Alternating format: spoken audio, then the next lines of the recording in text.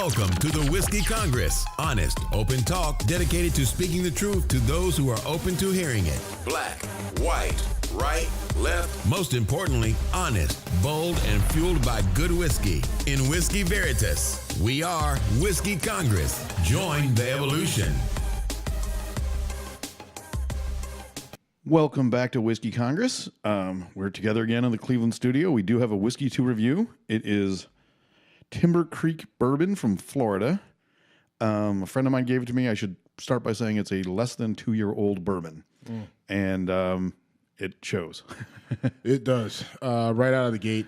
I'm not sure what happened, why they pulled it before 3 years. I don't know. I think there was like part of their competition was, different categories. And so it was, I think, specific to categories. Yeah, okay. I think so.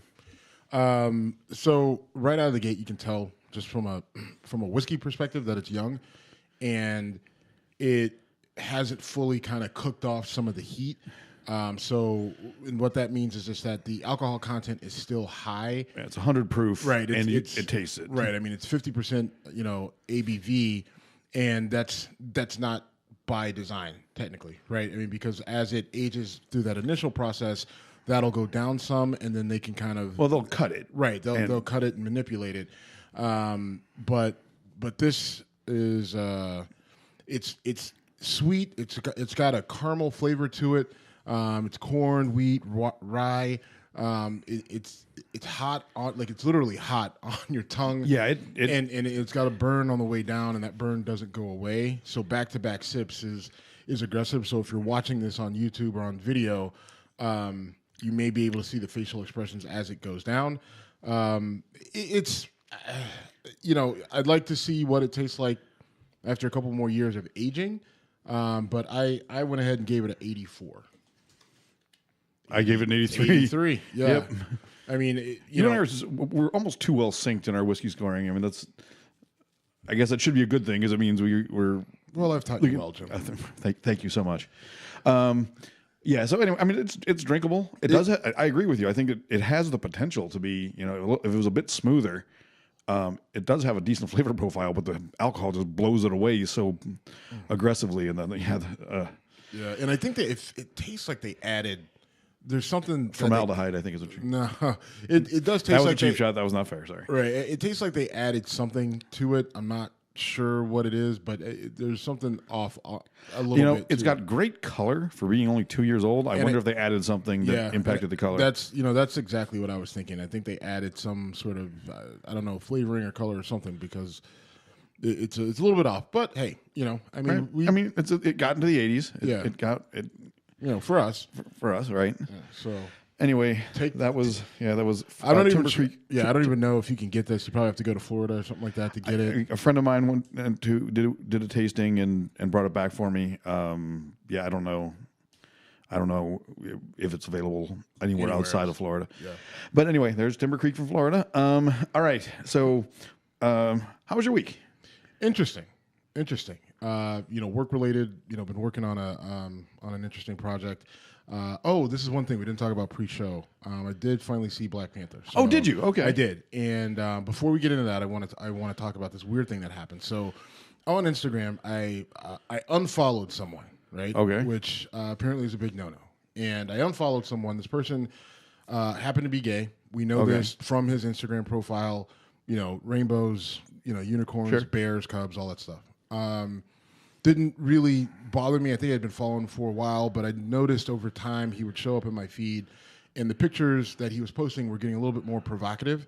Him in Speedos and short shorts and harnesses and things like that. I'm like, you know what? I'm good with this. And so I unfollowed him, didn't think anything of it. And, within a couple hours, he shows up in my direct messages, my private messages, asking me why I unfollowed him. And I explained to him, I said, hey, no, nothing huge. I just, some of the pictures that you're posting, not really what I want to see. So, I just pulled them out. I unfollowed you so that I wouldn't see them. And so he proceeds to tell me that I'm homophobic and that people like me are why Donald Trump got elected and that hate. You need to spread hate, not love. And I kind of love, not hate. I would hope. or love, not hate, and all this other stuff. And I was kind of taken aback, like, whoa, where is all this coming from? And I, as much as you can explain going back and forth in those sort of messages, I said, listen, it really has nothing to do with your sexual preference. It's just that my sexual preference, I'm attracted to women. I'm attracted to, curvy women and athletic women. I like women. So you are a man. I'm not attracted to men. And you and your lifestyle that you choose to live, I don't really care about. But once you start to post it on something that I voluntarily choose, like I voluntarily choose to follow you, then, that's not what I want to see. So I unsee it. Right. Yeah. Right. I mean, I didn't attack you. I didn't say, hey, anything, no derogatory names. It just, and I explained to him, I said, listen, I don't want to see anyone bullied. I don't want to see anyone attacked, displaced, discriminated against. I said, I like, if anything like that were happening to you, I would have your back unequivocally. Right. Sure. But, I believe that gay people should be able to get married, be able to adopt, have kids, however you have to have kids, surrogate, adoption, two lesbians and one of the women gets pregnant, whatever, none of all that. I'm all for. Go for it. There shouldn't be a law stopping you. There shouldn't be any prerequisites. I don't think we should even have to write it into our laws, but we have to make it law to protect people. I believe in all of that, and I support it. But that being said, I don't, choosing not to want to see something is not a hate crime. Right. Choosing not to want to see, you in your underwear with a harness on is not me being anti-gay. It's just me not being gay. Right. I mean, it's just not something that I'm into. So I don't want to see it. My Instagram is about fitness, whiskey, and cigars, and then the few people that I know who, post a million pictures of their kids. Do you know this guy on a personal level? No, not at all. I mean, how did you end up following him in the first place? I think his page originally started more fitness related. Okay. Right. And so I follow people because that's the one great thing about social media for me and what I like to do, the things I'm interested in. It's a way to kind of, see different things and learn different things. There's different exercises I've picked up. There's, thought process on, programming and getting ready for meets that I use or just general fitness. And so if I see someone with a decent physique or decent lips, then I'll follow them. Now, if it gets weird or whatever or something that I don't like, then I can unfollow. It's not the end of the world. Not everyone follows me. People unfollow me all the time. So I don't use Instagram enough. I didn't know that you got a notification when someone unfollowed you. You don't. That's the weird thing. You don't get notification that someone unfollows you. Recently, what's happened, if you follow someone and you go to their profile, if you go to the profile, then it'll say you can message them if you're both following them. But if you don't if he comes to my page and I'm not following him, I have no idea how he found out that I was unfollowing. And I know there's apps. I think there are ways to know if someone follows you because I think I've heard people on. I think Cody Brown from Alan Cox Show was talking about someone getting mad at him for him unfollowing somebody. So it must be a way. There's third-party apps, I know for sure, and some people just watch it like a hawk. What I mean? They watch it like a hawk. They go through, and I mean, it's crazy. And which again, part of some of the issues, societal issues that we're having from a social media standpoint, like people's obsession with becoming social media famous, whether it's Instagram, Facebook, or whatever. And so I just thought that was an interesting interaction. It sucks getting called a bigot or a homophobe or whatever. I know you. I know we have at least one mutual gay friend. You've hung out with some of my gay friends. I know you're not homophobic at all. Right. From actual interactions in sports bars and our dive pubs and whatever. But it does suck when someone makes that. Right. When someone makes that accusation, that you're this, terrible thing.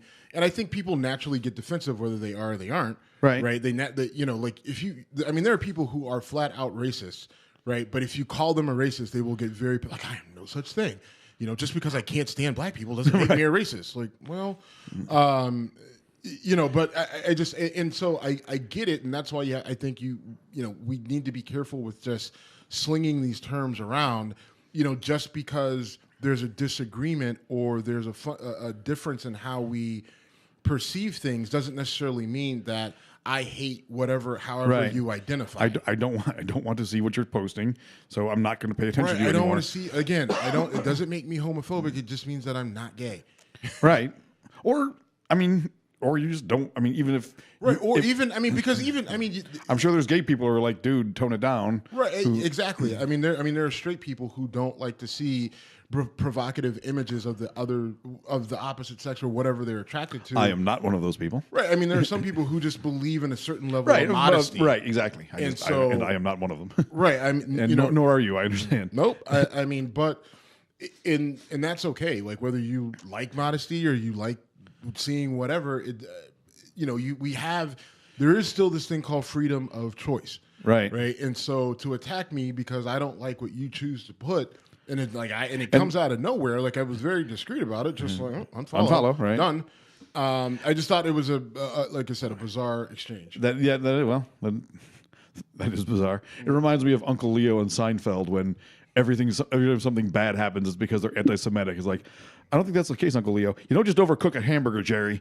The hypersensitivity is something that I talk about all the time, and I don't want to go into the PC, too much PC, whatever, but I do believe that people have to get back a sense of like they need to kind of come back to the center a little bit. Yeah, big time. Not everything is an attack or an assault on you or how you identify, right? Whether you're a white male or a gay male or a lesbian or a woman or whatever, or a policeman, because now anyone who can identify as anything is finding a way to say I am under attack. I'm the victim. I'm the victim now. Yeah, look at me. Look at me. You see me? I'm the victim now. Okay, is that I'm the captain now? Yeah. I should tell you, I had a bit of a funny thing. Thursday night, I got back into town, hadn't seen any of my comedy buddies in a while, and I got into total I love you man mode. Riley Nesbalaz, a guy who's actually talked about coming on our show, is a good guy. He is in fact gay, and I think I hugged him like 6 times. I was like, realizing it was like, good to see you, man, and then I'll see you later, and then the next bar, hey man, how you doing? Was Jimmy Strokeface in the building? No, I was not. I was just way in I love you man mode. And I was just hanging with my comedy buddies, a little bit more aggressive. All right, frankly, I don't remember the exact end of the night. I do know that I paid my bar tab, and I got home safely, and I did not have a vehicle with me at any point in the night, which made this. And you had your keys. You didn't end up locked out. All right, you were not. You know what? I'm just saying that's fair a good. enough. That's a good thing. Dirty laundry, you son of a bitch. Anyway, also, okay, I was supposed to do some CIA crack in LA homework. I did not do it. Okay. So I get an incomplete for my homework assignment, but it's not a dead issue. All right, bring it back. So I want to jump into this Black Panther thing now. Oh yeah. So it's late. And now there's a couple reasons why I didn't see it. One, busy, it's hard. I have a kid. But there was a little bit of an emotional aspect tied to it. The big hype weekend that I was supposed to go see it, my dog died. And I had a couple opportunities to go see it. And it kept taking me back to like losing my dog. And I know it sounds like a, whatever, ridiculous thing. No, it's just, I love your dog too. Right. I just like every time I couldn't bring myself to do it. So finally, it's been over a month now, and I'm just like, all right, let's 6 weeks or whatever, how long it's been. And, I felt ready to do it and kind of detached from that. So, I'll tell you a side story later. I'll tell you right now. So I'm pissed at my kitchen about this whole thing, my kitchen floor. So I had a contractor in yesterday to look because I'm ripping up the floor. Okay. But anyway, because the floor is the reason the dog died. So I go to see Black Panther by myself. It's me and one other person in the theater. Really? Yeah. Okay. And because it was kind of an odd time for the show or whatever. Because it was still number 1 in the box office a week ago. I don't know about this week, but it has stayed at the top of the box office. The time that I went to see it, it was like midday on a Sunday or whatever. So I go see it, and I thought it was good. And I had to look at I was looking at it through a couple different lenses. Did you experience black joy? Pause. Okay. Not funny. This is not funny. So first I was watching the movie through the eye of a person who read the comic books and was familiar with the characters, the landscape, and everything that was going on, and familiar with the Marvel Universe as it relates to the movies. And in terms of Marvel movies, it's probably my third. It's probably third or fourth on my list in terms of just overall enjoyment of the movie. What's number one? I won't make you rank them all, but you have to put one at the top. Just I want a barometer for me, Civil War is number one. Captain America: Civil War. That was my number one. Number two was actually The Winter Soldier. And then number three for me would probably be the Avengers, like the first Avengers, and then Black Panther. Okay. Then Thor Ragnarok and Spider-Man, and then it goes on and on. Anyway. All right. So this one though, once I kind of got through some of my issues from a comic book standpoint, I thought the movie was brilliantly done. Okay. From beginning to end, it's interesting. It's captivating. It's different. It is different. I mean, it's a movie about African people, very African centric. You only have a few white actors that have major key roles, and they're not the hero in any way, shape, or form. They help, they assist, but it's not like this. It comes to a happy ending because Matthew McConaughey showed up and saved everybody because he's just this brilliant guy. No. And Matthew McConaughey is not in this movie. Okay, but that's typically how 12 Years a Slave. Sure. It ends up being about Matthew McConaughey. A Time to Kill. All ththese movies end up being about the white hero that comes in to kind of save the day, and that's not what this was. This movie was very Afrocentric. The acting was good. It had its funny parts. It had its serious parts. I thought Michael B. Jordan, who plays Eric Killmonger, I thought he did a very good job. First of all, he got jacked for this role. And he was jacked in Creed, but he's bigger than he was in Creed. And he did a good job of balancing kind of like a true urban, hip hop feel and flavor, kind of just like that feel from The Wire. Did you watch The Wire? You know what? I did not. You haven't? Okay. I did not. So he was young in The Wire, though. He was very young. But he kind of brought that street sense with your modern day soldier attitude and a connectivity to kind of what was going on the African countryside, which I thought was interesting. And then there was an aspect that for me that I didn't anticipate coming or happening. There was a very emotional side of this to me. Okay. Because you have this place, Wakanda, that I've known about my entire life, and I've always thought, like, wow, this is so cool, right? And just from a comic book standpoint, like, oh, they have vibranium, and vibranium is so cool, and that's a big part of the movie. And if I know you see it, a little bit about it, but yeah. So the fucked up part about this for me, and I couldn't get over this towards the end of the movie, was I'm watching this, and there's such a connectivity for the people, the characters in the movie to this imaginary place. Okay. Right? But in reality, there's no place like that for me. Right? Like there's no place like that. It's very utopian, right? I mean, I know just hold on, pause.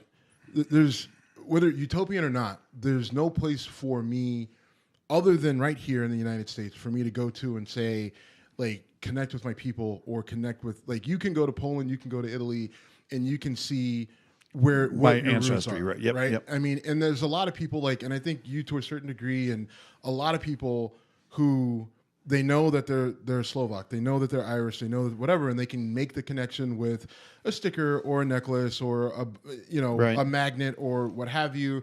And on Columbus Day or St. Patrick's Day, hey, everybody's Irish or everybody's Italian, whatever. Dingus Day is coming up. Right. But I mean, they make that connection and then they kind of move on. But if you really wanted to, you could say, you know what? I'm having a come to Jesus moment. I really want to learn more about myself, what my family is. You can go pretty far back and get pretty close to where your family is from and what it's all about. Yeah, my mom and sister went to Italy last year to do exactly that. Right. I mean, and that's something that I can't do. Now, some people say, well, you can do ancestry.com or you can do one of these gene gene sort of things that'll give you an idea. And yeah, you can do that. But do they go down to the nation in Africa or just African? I don't know. Okay. I don't know. I've seen some where it looks like they can get to where you're from nationally, but my issue with that is I don't feel comfortable giving my DNA to some random company. And what are they going to do with it, right? I mean, because I read too many comic books, all I see is this super mutant being created with everybody's DNA, and I just think that's bizarre. So, but I guess for me, it's just that overall lack of connectivity. Other than saying, I'm probably mostly African, right? Right. But I mean, could be some Mexican or South American, could be Native American or whatever, and my skin's light enough to where at some point in time there's some sort of European mix in there. And it just, that unfamiliarity all of a sudden just kind of hit me in the theater, right? Like you actually, like as much as they're connecting in this movie, right? And as much as the people in the movie who made it were able to connect and probably, I'm sure, went to different places in Africa, like the reality for me is that not being able to do that, not being able to, like the closest thing that I have is a movie or a comic book was, I can't explain it, but there was a certain weight that I felt kind of on my shoulders that just came down all of a sudden. And you think about history and you think about my history as an African American and kind of where it started and how it began and now where we're at. And all the trials and tribulations that Black people have been through from slavery, even before that, and to now, it's incredibly disheartening, right? And for a brief moment, you're just like, what the fuck? Like, right? I mean, like, how are we ever going to get out of this kind of quagmire that we're in? But then, towards the end, you get out of it because there's enough in the movie that kind of snaps you out of that and brings you back to the fact that, all right, it's just a movie and it's fun and enjoy it. And then the more you think about it, as fucked up as things were in the beginning, we are a lot further ahead than we were now. There's a lot to cling to. And while I can't go back to this place, I can't go back. I don't have my own personal Wakanda, or I don't have my own personal Sicily or my own personal Moscow or whatever you are. I am from the United States. I am, right. I can go back to Texas at the very least, and New Orleans. And there's plenty of history and culture there that I can at least say this is a big part of who I am. It may not be everything, but it's a big part of it. And I think a lot of the reason that there is so much, for lack of a better word. God damn, that's terrible. Yeah, I was going to say, wait till you take a sip of, so we got Bullet bourbon also. Wait till you take a sip of Bullet. You'll feel like it's just a different world. Sorry, I didn't. No, I was actually waiting for your reaction to that because I took a sip of Bullet. I'm like, this is just different stuff altogether. But I mean, some people get upset about it. Some people are very proud of it. But the fact is there's a lot of culture generated in Black American society that is, whether it's food or music or whatever. And I think a big part of that is you can't go back to, right, a nation prior to America. So, we're going to build our own culture, for lack of a better word. Yeah, I mean, it just, and it's funny. It offends some people. I don't know why. Yeah, I mean, a lot of people. A lot of really good food came from that. Right, well, true. Yes, it has. And some really gross stuff too, but that was out of necessity. I mean, I ain't eating chitlins. Sorry. I mean that's a lot. I mean, we call that the slave diet. Okay. Because it is what it is. I mean, like you were a slave. You ate, you ate what you could. I understand. You ate what you had. You ate what you got. And you didn't have a choice because your job in the morning was not the easiest. So, there is a backlash to Black people kind of create, Kwanzaa is a big thing that pisses white people off to no end. Oh, it's a made up holiday. It's like, yeah, well, I mean, what the fuck, right? What do you want us to do? Like, we'll just assimilate and accept ours. Like, all right, well, that kind of sucks though if you think about what you're telling us to do. And so, but you're right. And so a lot of our culture is generated well after the fact. It's young, whether it's the music or the food or things like Kwanzaa and different things like that. Some of it I embrace, some of it I don't. And unfortunately, you have to pick and choose. You have to figure out kind of where you fit in all this. And it's an interesting journey, and it never ends. For a person like me, it will never end because I think it's constantly evolving, and I'm hopefully a part of it evolving to being something positive. Or continuing to be positive, because for all the negative that gets talked, there's so much positive that Black people have brought to the table, that are in the middle of doing, that will be done. And hopefully I can be a representative of the good, along with everyone else who's doing good things, and keep pushing it forward. But I mean, the movie just it struck up a lot of things, because it's different than a slave movie where, man, that looks like it sucks because it did. Fortunately for us, this white guy comes and saves the day. Whew, all right. Thank you, Matthew McConaughey. Right. Well, I'm going to go drive my car off a cliff after I drink a bucket of whiskey after that. Yay, Roots. Thanks, Alex Haley. Love to do that again. Well, that says a lot about Black Panther as a movie, though. The fact that it can be, I'm guessing it's an action-packed movie based on. So it's got action, it's got cool, sleek technology, and it's able to get you to enjoy the story, and it's a somewhat new, or not new, but somewhat different, because it doesn't have the Matthew McConaughey saves the day thing, and it also made you think about the bigger picture. So that speaks a lot for that as a movie. And there was one other aspect of it that pissed me off, but it wasn't the actual movie itself. There's so many Black people who couldn't tell you what Black Panther the comic book was before, that have changed their social media name to Wakanda Forever. They're wearing Wakanda Forever T-shirts. It's all about Wakanda, Wakanda, Wakanda. Like there's this thing, Karen Hunter on SiriusXM, she's talking about who can go to Wakanda, who can't. And I'm like, Karen, I don't know if I'm letting you into Wakanda, bitch, because you didn't know what it was about, 6 months ago. Pardon my language. I mean, no, all due respect. But now here you come. Because I'm sure she, hated on the comic book nerds, when she was young, and now all of a sudden, oh, look how great it is. Like, okay, Karen. But other than that, though, all good. Okay. Thank you very much. You feel better now? Is it me? Anyway, all right. So. Anyway, glad you finally got to see it. I have not seen it yet, though. It's one of those things. I don't go to theater very often, so I'll wait till it comes to. Yeah, you can't TV. go. I can't have you go to the theater by yourself. I'll have to bail you out. They'll be like, this dude, man, he's creeping me out. All right. Anyway, all right. So a bunch of stuff happened in the news. I don't know if we can get to all of it. I want to really pick on some media issues, though, because Laura Ingraham went after David Hogg, one of the Parkland shooting survivors, who has been very outspoken. And these kids aren't going away, right? I mean, they have stayed vigilant, relevant in the eye of the media for a lot longer than school shootings typically do. And I think part of it probably has to do with it being a white, affluent suburb.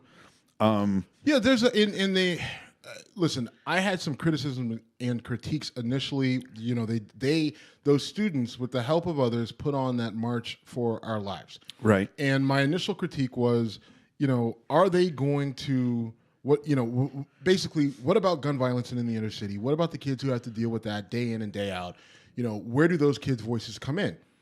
And again, to my surprise, they included a lot of those voices. Those kids were able to speak. There was no, they were able to speak independently, and those kids spoke clearly. There was a young Black girl who started naming off her friends that had been killed. There was another, Black boy whose, brother and father had been killed, who spoke. And they had their time and they had their opportunity to speak. And so, to be fair, it was a broader reaching statement, not just, hey, protect us white kids in the suburbs from school shootings, but gun violence in the country is a problem. And this is, it's impacting not just us, but this other group of people. Hear their voices, hear our voices, let's do something. Now, again, when you talk about the statistics and you look at it, there's some things there's multiple conversations to be had that need to be had with an open mind, that need to be looking at the actual facts and looking at the actual data. And we need to get to some root causes, but I think that's a separate conversation for another day. But David Hogg has been one of those who's been very loud, very outspoken. Laura Ingraham goes after him because the kid is not getting, he got rejected from a number of, universities despite having a good GPA. And, she called him out on it. Now, I have some issues with David Hogg because he is being swept up in the, if you disagree with me, you're wrong. And, you should be attacked. You know, I mean, like you Right. can see him falling. If you into unfollow me on Instagram, you hate. Essentially. I mean, that sort of mindset. Like, if you disagree with me at all, then if you're not with me, you're against me. And so, but Laura Ingraham attacks him over, calls him out for not getting into universities, like. Kind of like, well, this is what you get. See, Right now, like, I think most of the universities he didn't get into were like California universities. He's from Florida, obviously. Right, and it's a bitch to get into a California. If you're out of state in California, oh my gosh. I mean, it is very hard to get in. I mean, unless you are an athlete, right? I mean, Right. But even then, California isn't great with. Not that they're not great, but it's still kind of hard to get into their state school system if you're not from there. Right. I mean, they have so many students to choose from. Like, it makes sense. A lot of students to choose from. I mean, when I was working in Irvine, Irvine high schools, there were kids who were having like, anxiety meltdowns because they weren't perfect 5.0 students, and if they weren't perfect 5.0 students, they weren't getting into UCLA or whatever. So it's cutthroat. But regardless of the numbers and logistics, what a shitty thing for Laura Ingraham to do. Yeah, like I mean, and that's the. And there's two things about it. A, it's shitty. It's just petty garbage that someone who. There have been times where I've actually listened to her radio show and liked it. It's been a while, but the pettiness is one thing, but the attempt to distract from the big issue is one of the real problems, right? Because it's like, well, this kid doesn't get into school because he hates the Second Amendment. No, he's not getting into these schools because they're fucking difficult to get into. Right. And you don't want to talk about the real issue because, as former Supreme Court Justice Stevens said, the Second Amendment debate is not as constitutionally strong as the NRA would like you to believe. Apparently, it has entirely to do with states protecting themselves against a tyrannical government. The landscape has changed. He said that was basically an 1800s principle where you didn't want to have a federal army without independent state armies. And if you look at the history of warfare, especially if you look at the Civil War, there were independent armies in every state, as well as a Union army and a Confederate army. So that's not where we are in 2018. In fact, we haven't been there in 100 years. I'm not saying get rid of the Second Amendment. I'm saying don't use a bullshit argument, because if you're claiming that the Founding Fathers wanted individuals to protect themselves from a tyrannical government, that's not what it was about. Okay. There's that. Okay, sorry. But then there was also the Halley decision, which also basically said that independently... Heller? Or Heller. Yeah. Okay. I'm sorry. I was thinking of the Halley building here in Cleveland. Okay. But there was a Heller decision, which then comes out and, without getting into the constitutional aspect of it, kind of cements the idea of individuals having the right to bear arms. Yep. Right. I mean, so that's your constitutional argument. That's where you can argue by the Supreme Court. You can argue the words of the Constitution, or if we're looking at the actual case law and what the precedent is, that's where we're at. Okay. And so, I mean, again, so there is a debate. I think Justin Stevens, being a retired Supreme Court justice, I wasn't too... And a Republican. I wasn't too keen on him doing what he did because I felt like there was something behind that that was a little disingenuous. Because of the position that he's in, like he has no responsibility or anything. Was he a dissenter in the Heller decision? He must have been. Yeah, he was. Okay. Yeah, he did. I mean, I believe his argument, but the problem is, like, you're not in a position to do anything about it. You're just throwing this out there, and you know that it was going to blow up for a day or two, and then what was going to happen.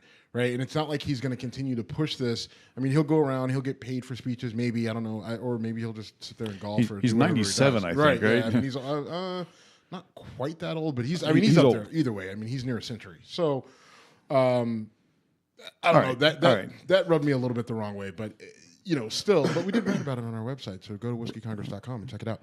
Well done. So anyway, just Laura Ingraham, shut your pie hole is my final. And I think this is what happened. Laura Ingraham got away with, telling different celebrities to, shut up and sing, shut up and do whatever you do. Now, going back, she did tell Greg Popovich and Steve Kerr to shut up and coach. She told LeBron to shut up and dribble. She wrote a book called Shut Up and Sing regarding Bruce Springsteen. Talking about different entertainers to shut up and do whatever they do. And so I think she felt entitled or empowered to be able, hey, no one gave me shit about this. I mean, like, people gave me shit, but I had so many people come to my back about LeBron or these coaches or whoever. I can tell anyone I want to shut up. So she tells this kid, and this kid mobilizes the fact that, he's, young, he's, 17 or 18 or however old he is.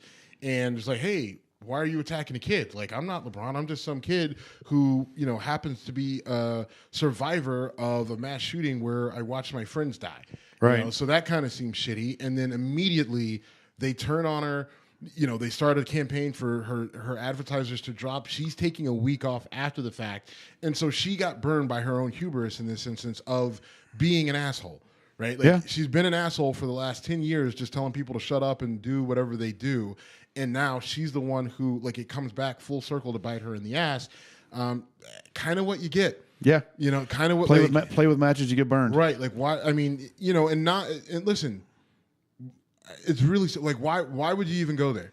Are these kids untouchable? Should they be able to just say and do whatever they want and not have to face any criticism? I mean, and then say they're under 18 and they were victims, so they should be able to say whatever they want with above reproach. I don't agree with that, but I think if you're going to do it, you need to do it tactfully and tastefully, and not just, hey, I'm celebrating in your failure and have a legit point to stand on. Right, exactly. You're not getting into schools. Ha ha ha. Fuck you. Right, exactly. And that's what she's getting right now. She's getting fucked because, metaphorically, I don't know what she's actually doing now. Stop. I don't know where this is going to go, but I know it will be I don't either. That's what I'm saying. I don't know what she's doing. Maybe she is, but whatever. She is getting screwed over. That's a little bit better. All right. Because of her own sort of, just her ego. Yeah, definitely. I mean, she's been elevated up the ranks in Fox because of the departure of all the sex offenders. I mean, they stick her in there as we can't be accused of this. I'm not saying she just got the job because she's a woman, but it probably didn't hurt. Well, they kick out O'Reilly. They lose Megyn Kelly. They lose Van Susteren. You had the number of women who were suing Fox or suing O'Reilly or suing Roger Ailes.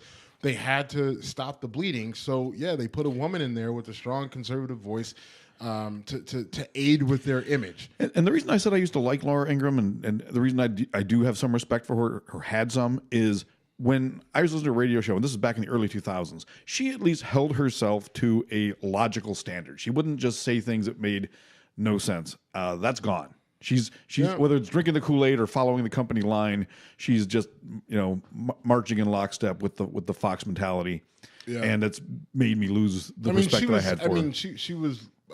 She's a lawyer. She's a lawyer by trade. Yeah, she's a lawyer. I mean, that is getting annoying to say because there's so many of these people that are lawyers, and you're just like, really?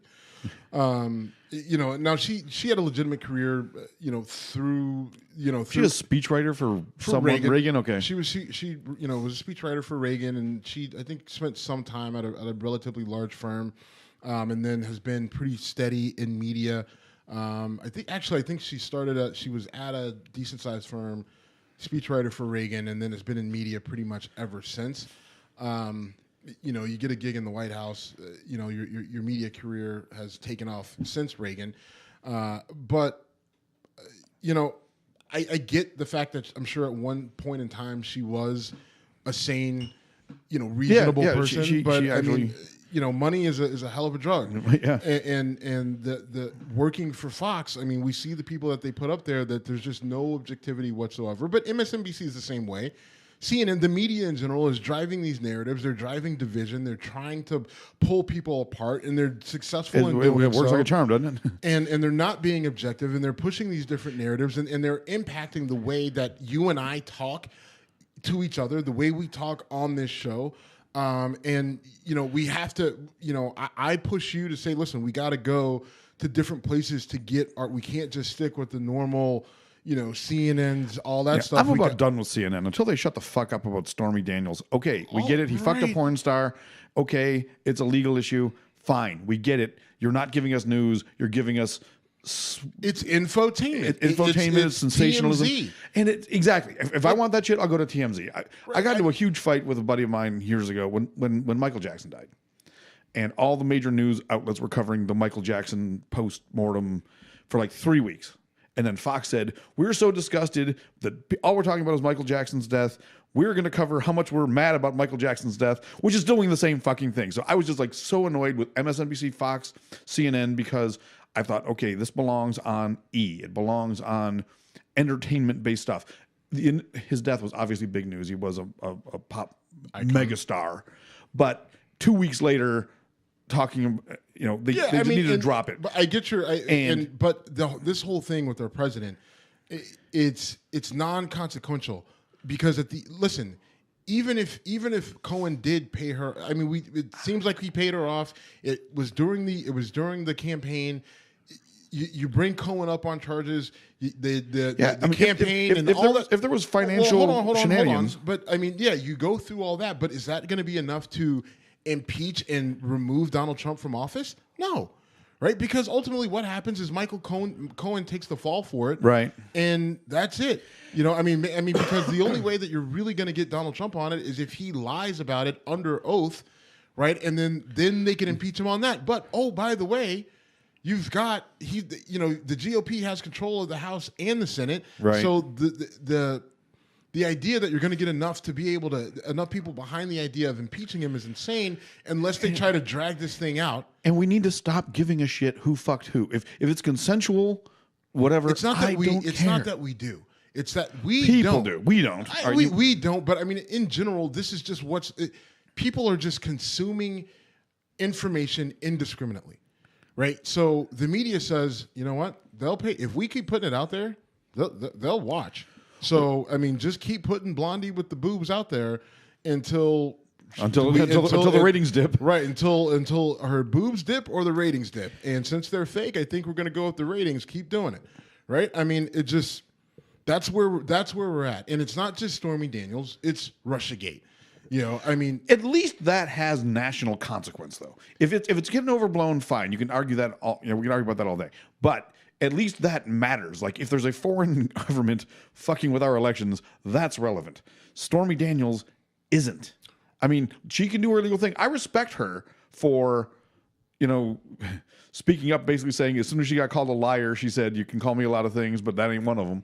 And I respect that on a personal level. So what she's doing, cool. But CNN's making it like the top story. And I was in the hotel the other day and it just was nonstop.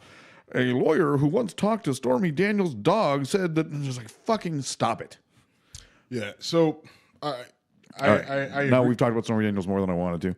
Well, we could be talking about Rick Santorum, my other favorite. Never mind. I was going to call him a bimbo, but I do not like. I despise Rick Santorum. I really, really dislike Rick Santorum, and I think Rick Santorum is a really unintelligent human being, and it amazes me that he is a lawyer and a former senator. Okay, can we just stop identifying people as lawyers? Okay. I feel like it's being directed at you. It is not. It is not. Look bad. I'm going to start finding dumbass engineers in a minute. They exist by the ton. I promise you. By the way, doesn't Bullet taste amazingly good when it's following this stuff? Yeah, it does. That's dangerous. That's because this is that stuff is terrible. But I gave it an 84, and I gave it downgrade it to a 70. You want to see the number that I originally wrote before I upgraded it? Was that 79? Yeah, I was at 79. Then I took another sip, and I'm like, okay, it's not that bad. Right. Anyway, yeah. So Rick Santorum also upset that these kids just won't stop talking about this. Why do they need to keep bringing up all these negative things about guns when they could be doing positive things like learning CPR to make it better? Rick, when someone gets shot, CPR not the way to go. Now, to his credit, he backtracked and said that his statement was dumb. I give him a little bit of credit for that because a lot of times he said he misspoke. Okay, all right. I'm taking back giving him credit. I thought he admitted that what he said was. He may have tried to venture down the road of it wasn't the I should I should think about what I'm saying or whatever, all that nonsense. But his official thing was that he misspoke. Didn't quite say what he meant. Yes, you did. Yeah, Rick, you did. Idiot. I know you don't like name calling, but he's a fucking idiot. So anyway, Rick Santorum and Laura Ingraham both get a big shut the fuck up from me. And before we talk about anything else, did you know Adnan Syed's getting a new trial? If you don't know who Adnan Syed is, he's the kid that was convicted of murder about 20 years ago. He's been his entire adult life essentially behind bars for allegedly murdering his ex-girlfriend. Heyman Lee was her name. And it sparked the Serial podcast, which got people to look at the case, which got people from the Innocence Project involved. And it really showed the power of podcasting. I mean, we haven't gotten anyone out of jail yet, but other podcasts have and will continue to. And if you listen to the Truth and Justice podcast, that started because of the Adnan Syed case. If you look at it from a legal standpoint, what put him in prison was just plain garbage. Witnesses were coerced and their technical data was terrible. Anyway, his conviction was vacated before, and now he's actually been awarded a new trial. So, again, the power of podcasts. This guy could go free and should. By the way, I feel horrible for the family of the victim because their tragedy has become thrown back in the public spotlight for a couple of years now. And I'm sure, and I know from statements they've made that they believe Adnan did commit the crime. Now, if you want to know the best breakdown of that is the Truth and Justice podcast season 1. At the time, it was called Serial Dynasty, and the host of that show, Bob Ruff, did an amazing job of showing not only prosecutorial and police misconduct, but also actual logical evidence showing that things happened. I don't want to take credit for his work or spoil his work, but it becomes pretty clear that Adnan almost certainly didn't do it, certainly shouldn't have been convicted, and he does a pretty good job of laying out who probably did. So anyway, just a side note, but Adnan Syed getting a new trial I think is a pretty amazing, exciting thing. It's still, like, when I was working in Baltimore, I spent a lot of time in the area where they found her body. Leakin Park or wherever? Mm-hmm. Okay. So that was weird. Okay. There's Best Buy over there. And the Best Buy comes into. Oh yeah, yeah. Allegedly, phone calls made from there. So, yeah. I did not. That phone's not there anymore. Apparently, it never was. That's one of the other things Bob Ruff discovers is that phone that the call was allegedly made from. Oh, okay. Did not actually exist in that spot, so the testimony was questionable. All right, we can move on from that because we talk a lot on our show about social justice and unfortunately, police misconduct and police shootings come into play. And we talked at the time a lot about the death of Alton Sterling in Louisiana, where he was involved in a scuffle with the police over selling CDs in a parking lot where the owner of the store gave him permission. So it wasn't like they were responding to a complaint by a businessman. They showed up. It got physical and aggressive. I just watched the video. Tell the story that we knew, and then we'll get into the video. All right. So we knew that these two cops got into a scuffle with him. They find a gun on his body. It's two cops fighting with this Alton Sterling, who's a big man. And all right, hold on. I'll tell the story. All right. I don't like the way you're telling it. All right. So the police are called by a homeless man who said that he had approached the suspect, the would-be victim, Alton Sterling, and that Sterling had said some aggressive words to him and had a gun. The police show up, and as we heard the story, the police show up. He failed to comply with their orders. There was a video at the time that shows, all the video shows is him being tased and then being shot. After a physical altercation, there's little after that, and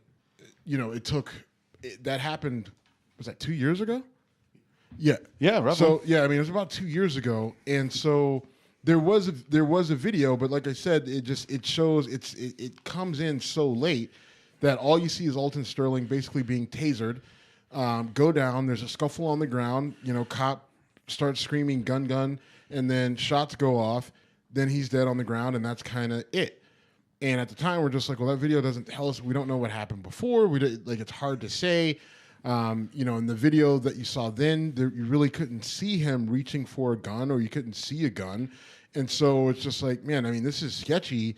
And there was actually a cell phone video from the car, right? Because there was the video. No, we never saw the video from the officer. That's right. Until now. Until now. But the video we saw 2 years ago was from a cell phone from someone who was just in the parking lot recording the incident. And so from that angle, you couldn't see a whole lot, but what they were saying, what the police were saying, didn't align with what you were seeing on the tape. And so, 2 years later, comes out that the officer who shot Alton Sterling was fired, and then they released his body cam footage, and it's a completely different situation than what was described. In that, as soon as that officer whose body cam footage is released, as soon as he walks up to Alton Sterling, right now, mind you, this is a guy who's selling CDs in front of a store where he has permission, and all you have is a call from a homeless guy saying he's got a gun. The officer walks up and immediately puts his gun on his head and tells him he'll shoot him in the fucking head. Right. Put your hands on the car, I'll shoot you in the fucking head. Those are actually, he grabs his arm with one hand and has the gun drawn with the other, right? Right, immediately. Right. I mean, you're watching the video, you see him walk up, and then the first thing he does, grabs his arm, puts his gun on his head, tells him to put his hands on the car or he'll shoot him in the fucking head. And Alton Sterling immediately was like, whoa, what did I do? Whoa, what did I do? What did I do? Like, whoa, let's everybody calm down. Let's talk. So the guy whose job should be to not escalate violence, the cop, escalates it immediately. And Alton Sterling is trying to be rational and calm with a gun pointed at him. Right, with a gun pointed out. No, he's a big guy. He's a big man, yes. Right? I mean, he looks to go 6'3", 6'4", and probably easily 320 or more. Yeah, around. And he's a big man, but this officer from the get-go is on edge. Right? Now, again, there was a call that came in from a homeless person who says he had a gun. And now the one thing I watched this video a number of times, I never saw the gun.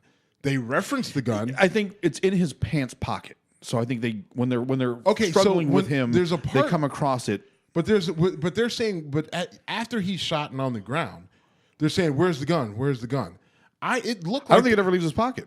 Right, because the other officer goes into the car, comes back, and then they kept searching him, and I never saw it. What I'm going to say is going to sound really shitty and cynical, but it looked to me like they put their hand on his pocket, felt the gun, and said, "Now we have the right to do this," and shot him. That's the way it felt to me. It was like, what are we doing? We're in this struggle. It's not going great. And as soon as they said, "Okay, now we're justified," it was like bang. That's how it felt to me. I'm projecting. I know I'm projecting, but that's how it felt to me. I don't know how else to describe it. I'm still not confident about what was going on with the gun in the pocket and everything else. And I'm just saying, when you watch the video, it's so, there's a lot going on right there. And that's how it felt. That's how it looked to me and you on tape. It just feels like this could have been handled another way where they, and people will say, well, he shouldn't have resisted. But here's the thing, no matter who it is, whether it's a cop or a soldier or your buddy or some person you don't know, when someone starts being physical with you as a human, your thoughts are fight or flight, not dead weight. Right? Yeah. I'm sorry. People, you're when you feel under attack, it's fight or flight. And a lot of people, it's flight. Some people, it's fight. But that interaction, it shouldn't just as a decent human being standpoint, it shouldn't end in death, right? But from what we know from our discussions with Mike Wood, when you go into his book talking about, how things escalate from traffic stop to hole in your head from the officer's gun. And based off of what their protocols are, like you as a civilian, when in the presence of a police officer, your only option is to comply. Once you stop complying with that officer, as dramatic as it sounds, it could absolutely end in death for you. Right now, people will fight Mike on that. So we need to throw a promotion. So Mike Wood's book is Crimes and Punishments in the 21st Century. It's available on Amazon. He actually He sent us copies, right? Yeah, and sent us copies. And he kept yelling at us about not reading it, so I went back and I had read it and skimmed it, but I went back and I actually read it, like all the way through. So, and it's definitely a good read. Although he gets a little weird. No, I'm kidding. We need to have him on. We talk about him too much not to have him actually on our show. That's true. Let's do it next weekend. All right. I'll reach out to him. So, but how you get from non-compliance to death when you read Mike's book and you think about interactions with police officers, and we get rid of this idea of protect and serve, right? Like as Mike said, he told us in a text, it's a fancy slogan that they throw on cars. But if you go through and you look through the police manual, right? Where does it say protect and serve? Protecting property is right. It's not about hey, are you lost? Are you having trouble? All right, let me pick you up and take you home. You may get an officer who's nice enough to do that, but that's not their duty. That's not their job. That's not what they're called to do, right? Like that's not what it's about. So when you think about what their actual job is, right, day in and day out, what their actual job is and what they're actually protecting and who they're actually serving, it's not you as the citizen.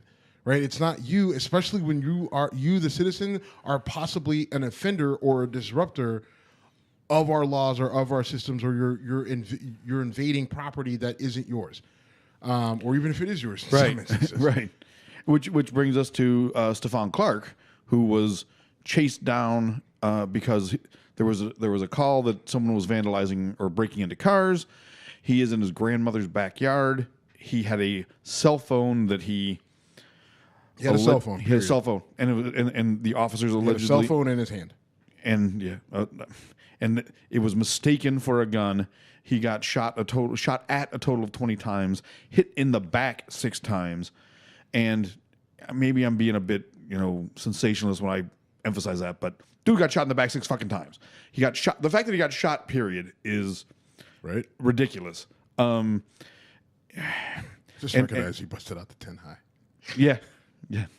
10 high bourbon, my go-to cheap bourbon that I still stand by as being a real good bargain for the price. I'm gonna review that without you here. No, I'll do it with you. All right, you got to get a fresh bottle.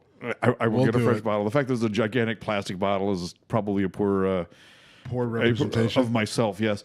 I think if I ever did an autobiography, it would be called "Whiskey in a Plastic Bottle." Which that would be a good title. That would be a good title, wouldn't it? All right, so back to Stephon Clark. But he was shot 6 times in the back. Yeah. Which is significant because why? I mean, you have to wonder what's going on. Like, we saw a gun and our lives were in danger. We were threatened. So we shot him. All right, well, you shot him in the back. So how exactly were your lives in danger? Just thinking this through, like without getting into what does the book say and what are the rules and blah, blah, blah. Just like, I'm just thinking this through. Right, like the guy's back is to you, like so he's probably running away, a la Walter Scott down in South Carolina. So you're telling me you're afraid for your life. You're afraid he's going to run so fast that way that he comes up behind you. Like, what do you think is going to happen? I mean, and it's a cell phone. Now the whole thing with the cell phone is it's dark, right? But it's dark, so it's dark, and all they had on the camera, like on the body cam, all they have are the flashlights. I think either that they're holding or that they may have been mounted to the gun. I can't remember, and I don't know if you can tell. But if that's all the light that you have, and you're running right, and then you come to a stop, they're bouncing around a little bit. You mean to tell me with that light? You were able to identify that he had a gun in his hand, an object in his hand that could possibly be a gun, and then shoot him. But when you shot him 20, you shot at him 20 times, and 6 of the rounds hit him in the back. Like it doesn't make sense to me. And I'm sure they will find some scientist who will be able to clearly explain to a grand jury how he was assaulting them. With his back to them, with a cell phone. I don't know that both of them were behind him. I know that at least one shooting officer was behind him. Yeah, they both were. Have you seen the video? I guess not. I thought I did. Of Stephon Clark? Yeah, I thought Dude, I mean, you have two officers. I've seen the helicopter video. I've not seen the body cam video. The body cam video. Let's say this, we're reenacting with whiskey bottles. Let's say this Bushmills bottle is. Let's say this Bushmills bottle is Grandma's house. This is great. Okay. All right. And then we'll say Whiskey Cup 1 and Whiskey Cup 2 are the officers. Okay. You have Whiskey Cup 1 is Officer 1. Whiskey Cup 2 is Officer 2. They're like, this is the back of the house or the side of the house. They're like this and this kind of. Oh, so they're right next to each other. They're right next to each other. So they here, have the same vantage point. And then he is, and this is the backyard. He is over here in the backyard, right? Like, so they're both firing this way. He's this way. So the whole idea. Okay, that makes it shit. All right, I saw the helicopter video, and I heard the audio. I did not see the body cam video. Well, what did you see in the helicopter video? Just chaos. It didn't really give up much. It was on CNN, and it just showed, spotlighting a backyard, and the audio was really the key thing. That it had audio of on the ground stuff. I heard about it while I was driving. So okay. So yeah, I am not as well informed here as I should be. You see the body cam video, and you want to, as a law-abiding citizen, for the most part. You want to give the police, because we've been conditioned to think this way, the benefit of the doubt, right? We want to believe the mantra of protect and serve. We want to believe that they're all good guys that have a hard job, that just want to get home to their wife and kids or their family or their dog or whatever. And so we want to give them the benefit of the doubt that it's their word against criminals' words. We have to trust them because of their job, and we don't trust the criminals. And if we've given them the responsibility and the ability to use the training, right? We have that training, but we've given them the training, and we've given them the green light to use fatal force if need be. Then we accept the consequence that if they have to use it, they use it, and that it's justified. And we've gotten to a point now where we insulate them and protect them at all costs, unless it's so egregious that you can't, right? Like, but that bar of, that level of outrage for questionable or bad behavior continues to lower, right? That bar continues to go down to, now I guess it gets higher, right? Because now it has to be so blatant, so egregious on film, right? In the middle of the day, with a witness. And it's gotta, it's gotta be so bad, right? Like if there's any possibility or anything that would be questioned, then the chances of the officer actually being charged with the crime is virtually zero. One thing we didn't say earlier regarding Alton Sterling is that the officers will not be charged. Now, one of them was fired. The officer who shot him. The shot was fired. But there will be no criminal charges there. And I mean, I hate to say it, but if there were, they wouldn't stick. I mean, even went to a trial. We've seen too many times that doesn't happen. I mean, the guy who shot Walter Scott was the only one that I can think of. And even in that case, right, in South Carolina, it was a hung jury. Federally, he got convicted. Right. Yeah. And now the chances of a case like that being taken to federal court is slim to none. Really slim, yeah. Because, you have in this whole issue with Stephon Clark, the White House came out and said, local police shootings are local matters. Right, we stand behind law enforcement, and these, civilians being shot by police are local issues that should be handled by local authorities. That was Sarah Huckabee Sanders, in giving the White House stance on police shootings. Now, where do you come out on that? Because I can see the logic behind them saying that, saying that this is not a federal matter. I don't believe the White House needs to directly get involved, but I also see it as being a detached mentality. I see. Yeah, that's what it is, and it is detached. And you can make the you can talk about states' rights and local jurisdictions handling it, and the White House not overstepping their bounds. But you still have a Department of Justice whose part of their job is when people are denied their rights based off of factors like race, religion, sex, and the other thing, then they are supposed to defend it. And if you have police officers that are that are killing people, and it doesn't look like for any other reason than, well, he was a suspect of a crime and he was black, so chances are he was guilty and probably had a gun, right? Like, then that's not a reason to fucking murder someone. So that's a reason why, if you're looking at it from a national sense, based on, if you're being honest about what our justice system is, then that's something that the Department of Justice is tasked with looking at. And the reason why they're tasked with looking at it is because local and state authorities may not be able to be objective. Yeah, that's true. That's fair. We task our federal government. In theory, we task our federal government with that level of objectivity, but in reality, it's not there. We had a president who briefly tried to bring it with President Obama, and they tried to crucify him over it. Yeah, I mean, what you're saying I can't argue with anything that you just said, but I will say this: the idea that we know why the Trump administration doesn't want to comment on this. They want to be pals with law enforcement and whatever. But and a majority of the population who agrees that black criminals should just comply.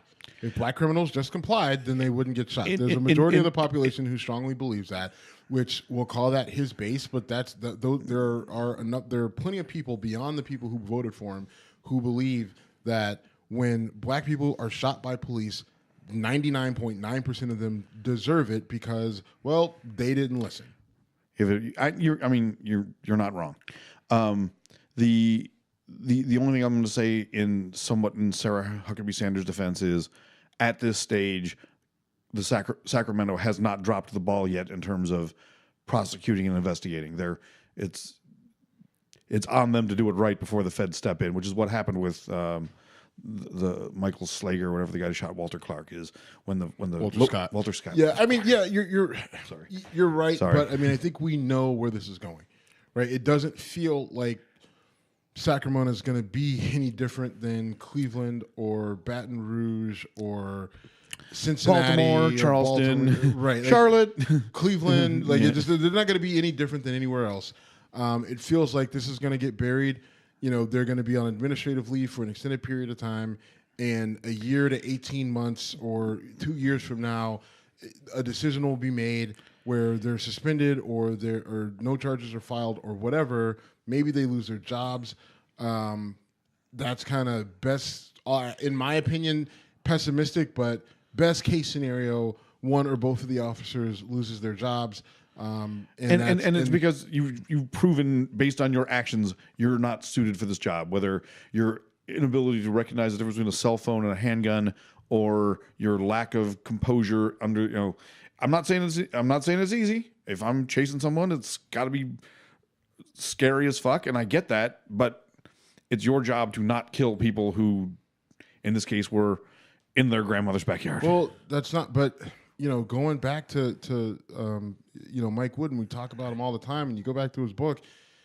I don't necessarily know if you can say that it's not your job, right, or that it's your job to not kill them, right? I mean, based off of what we see, way the system is built, the way the system is built, based on how they are trained. We keep talking about the training, but the training is what's getting us from here to there, So I don't know if we can continue to preach those things like they sound good, but are they accurate? Are they true?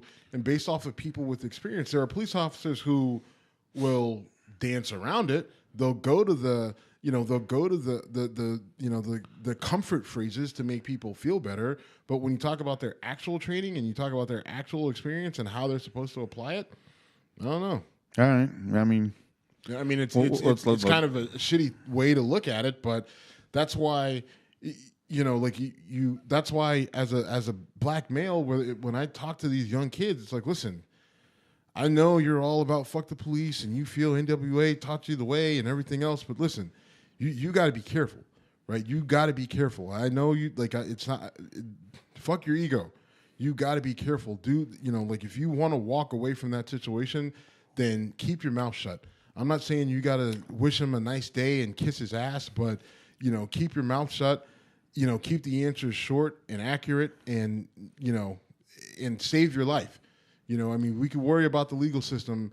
We'll fight it every which way that we can from higher levels, but you deal with your day in court. Don't deal with a fucking bullet in your head.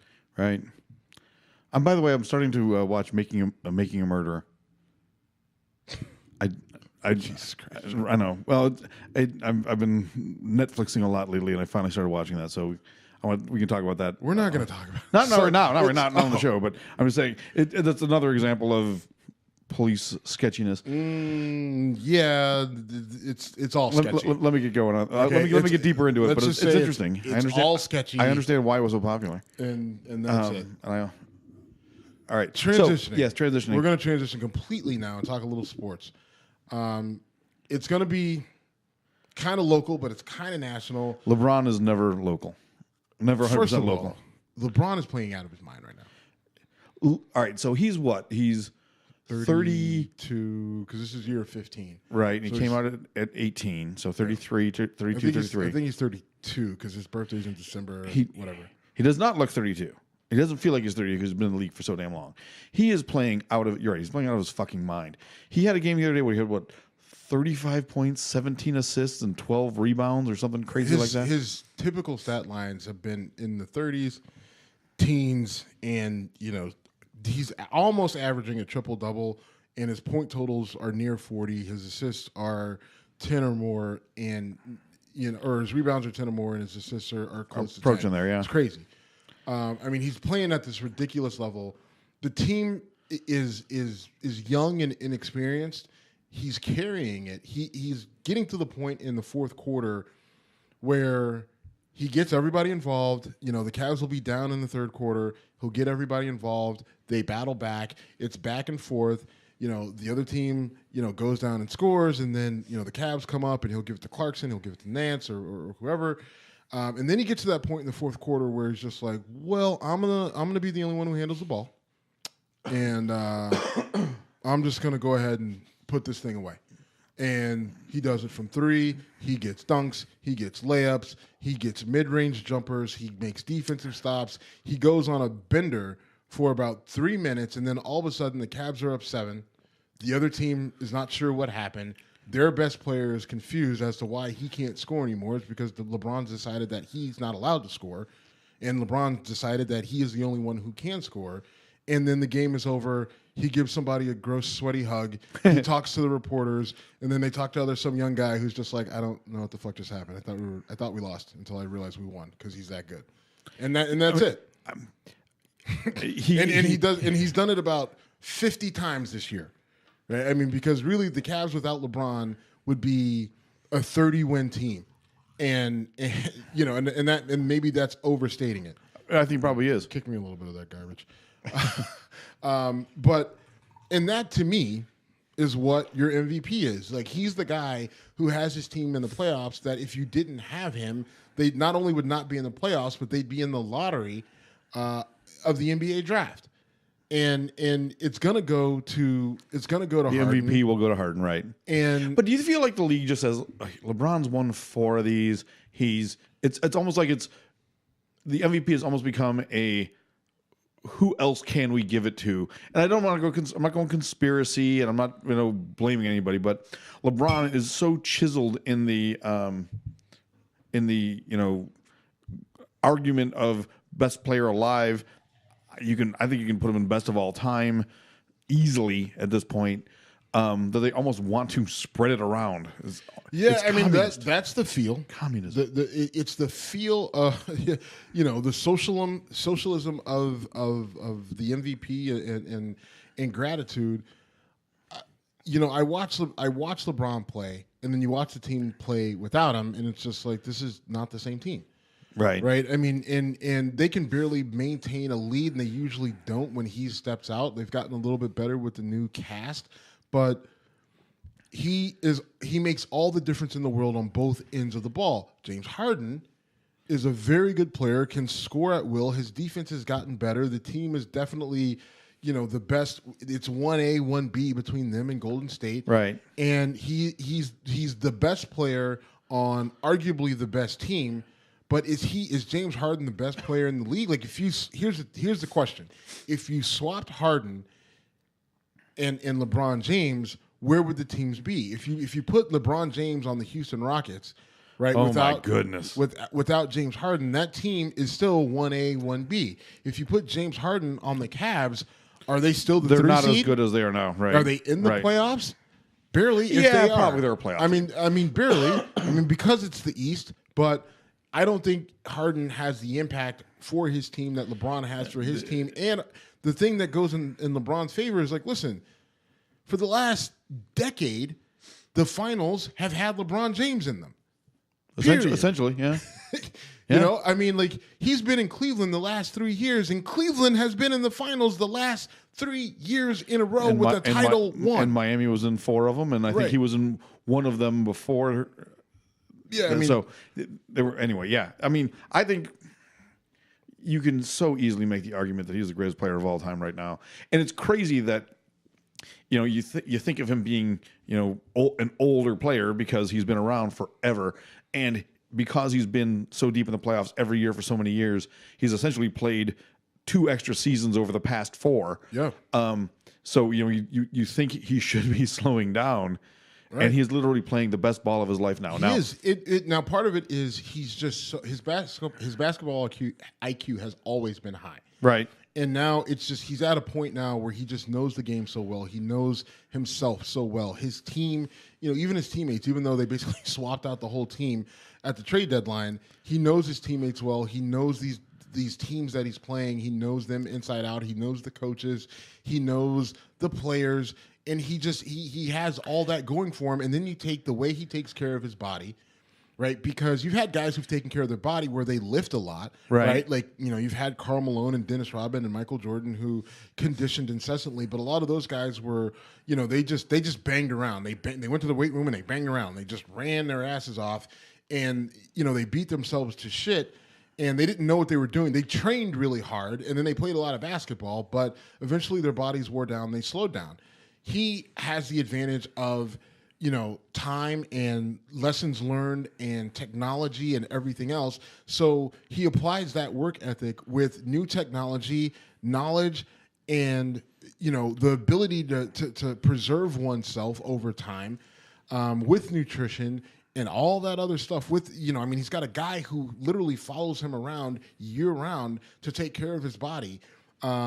He's got nutritionists. It's like Tom Brady, right? As much as I hate Tom Brady, you got to respect the fact that at 40 years old, these guys spend hundreds of thousands of dollars on their body year in and year out, which is a drop in the bucket compared to what they make, but it's worth it. And you see the benefit for Tom Brady. Tom Brady's will be in his 40s playing at a relatively high level in the NFL, which is unheard of, especially for a quarterback. LeBron James is in his mid-30s, and he is outplaying guys that are 10 years younger than him, and it's not even close.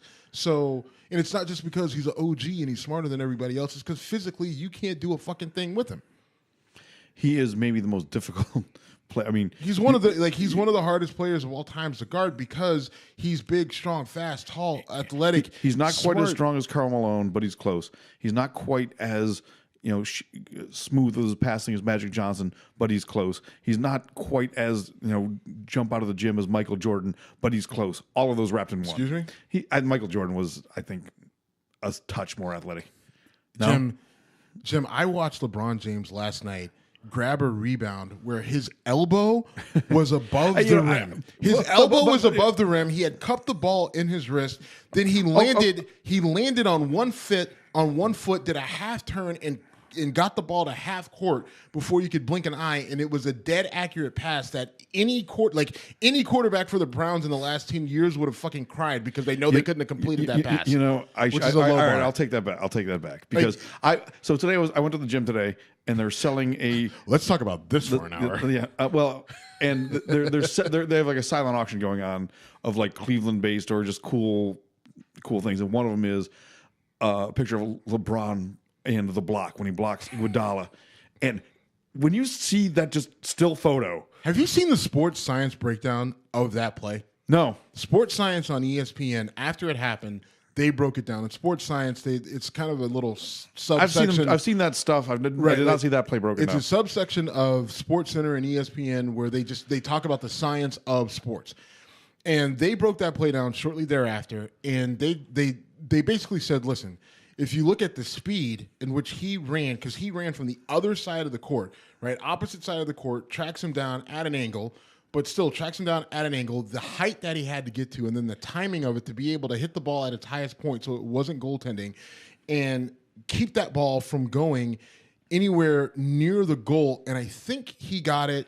Did he block that all the way out of bounds? I can't remember. Off the backboard. Yeah, he got it. Yeah, he got it off the backboard. In order for that to happen, the amount, like the timing, the speed, and the height in which he jumped, he said, like, essentially you hadn't seen anything like it before. Yeah, right. I mean, in a still photo, he is towering over Iguodala, he's right. Who's elevating. And Iguodala is 6'6" in the air, elevated, who's fully extended because he just shot. He had laid the ball up, and LeBron is at that point in time. It looked like his armpit is above the rim. Right. Yeah. So I mean, I was trying to make the point that you take all those other great players, he does all of those things.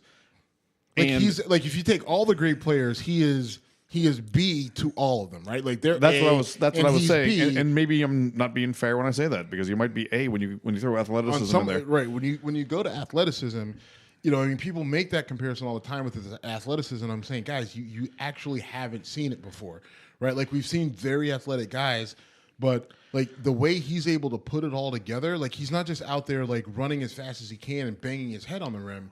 Like, he has full control over his body all the time. That's the thing that makes it fucking crazy. I've acknowledged that when he left Cleveland, I was a hater, and when he came back, I was immediately back on board. Real quick before we wrap up here, Ty Lue is on the coach of the Cavaliers is on medical leave. Do you think he comes back? I don't. Yeah, he'll be back. Okay, I think he'll be back next Friday. Really?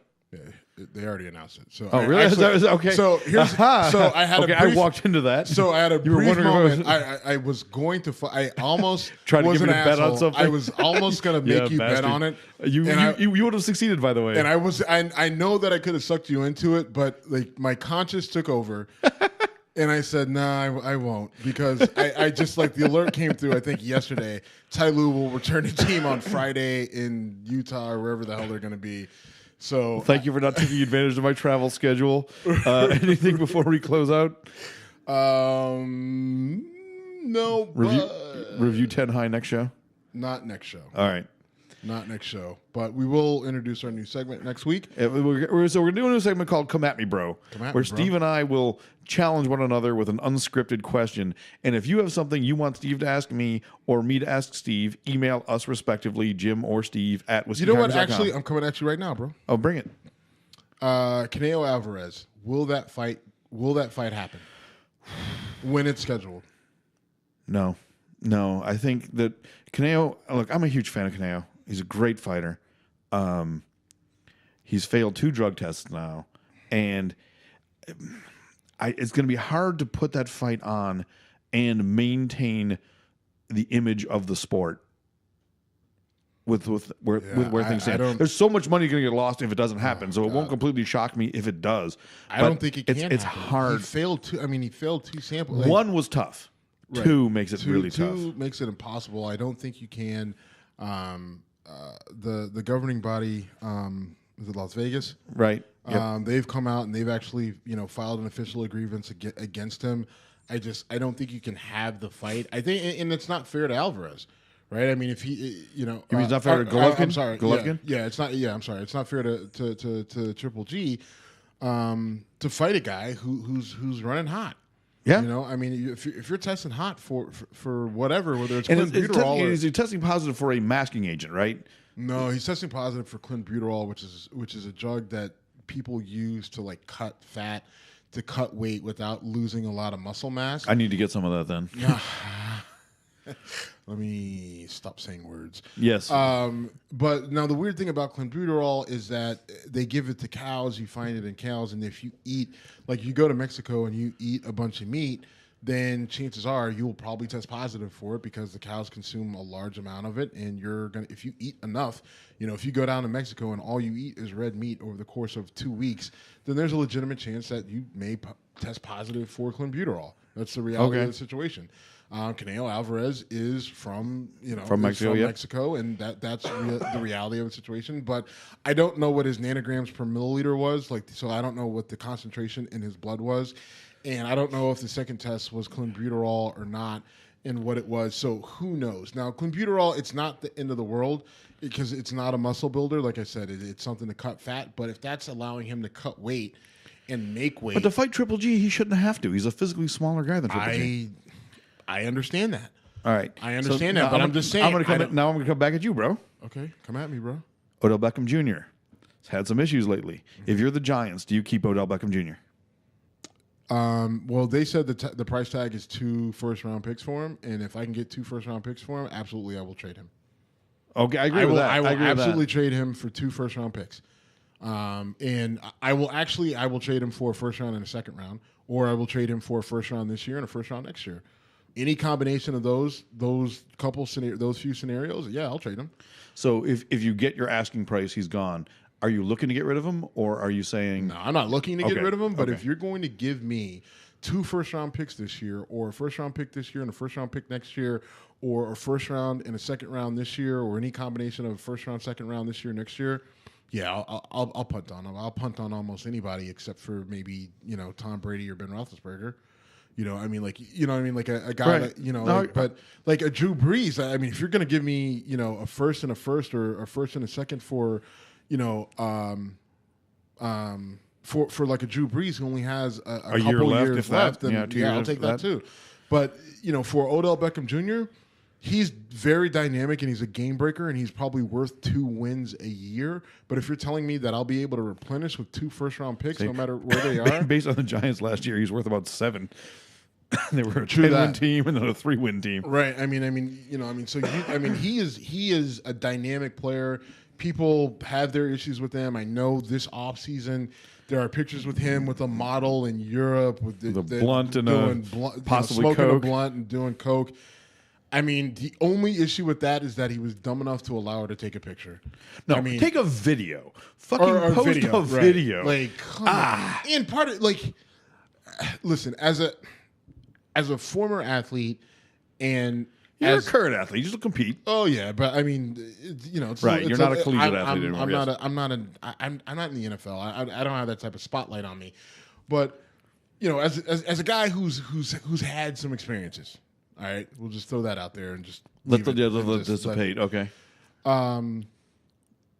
There's, I don't. You have to know. Like you have to know your situations. You have to know your surroundings. I guess it was a little bit different when I was in college and even when I was in law school because. In law school, it was just kind of MySpace, Facebook, that sort of stuff. There wasn't really, and the video phones weren't nearly what I think at the time they were just picture phones because iPhone didn't come out until 2008, I think that's right, which was my last year of law school. So there's like, it was just a different time. Like now, mind you, my experience. No, I'm 10 years older than you. Right, but my experience in law school and my experience in Chicago was wild. Right, I just without getting into specifics, it was wild.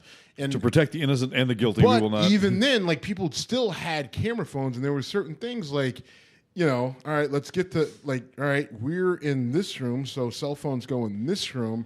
Nefarious behavior goes on over here, while the phones are completely away, right? And you always were trying to be conscious enough so that you were aware of what was going on. And mind you, I was just a law student. Right, who didn't want to have to deal with anything sketchy, at all, dealing with ethics or anything else later down the line. Like you're in the NFL with the amount of money that you're already making, and that the potential money that you can lose. Like, and I know plenty of I know enough people and have heard enough stories about certain situations. Like, listen, cell phones go here until the end of the night. You get it back at the end of the night. If you absolutely have to have your cell phone, then you can't come in, or you're limited to this area. Right? Not that anything is happening that is abusive or whatever, but it's just like, listen, if we're all going to kind of, get into some shit, then let's get into some shit where we don't have to worry about it. So here's where our age difference really highlights a lot of things. Because when I was in college, I witnessed and partook in some pretty fucked up stuff. And one of my friends had a Sony handheld camcorder. I was going to say that, when you guys were on the Oregon Trail and all you had was rabbits and what? bears. You're going to be a dick. If you want to be a dick, fine.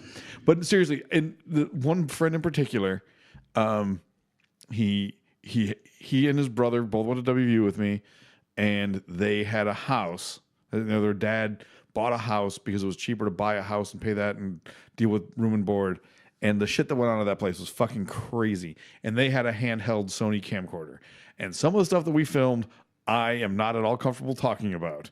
But at least you knew, this thing is right in front of you. And not everyone had it, and you couldn't put it online. Some of the stuff there was no online. We had, handheld cameras in college, right? The Sony Handycam or whatever.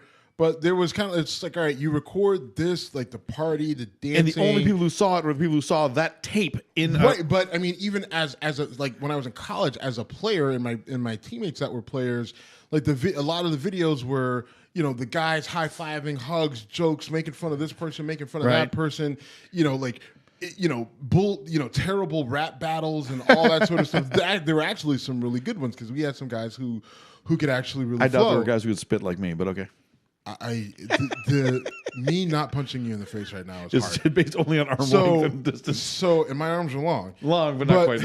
But I mean that was kind of the extent of what the videos were, with little hints of you'd have a rap battle going on, right? I mean, it maybe it was Taj and Deshaun going back and forth, and so the video was on them, and then there would be a quick pan to the left, and it's just oh, that girl's taking her top off, okay. All right. Oh, she's down low. Okay. All right. And then you go back to that, and then it's just all right. So that rap battle was cool, but what was going on over there? I don't know, man. Shut the video down. Speaking of shutting it down, we should probably wrap this up. Yeah. Shut it down. All right, man. Good talking to you. Nice to be able to do shows face to face again. Good to see you. A lot of whiskey going on. We are Whiskey Congress. We are on all the social media programs at Whiskey Congress.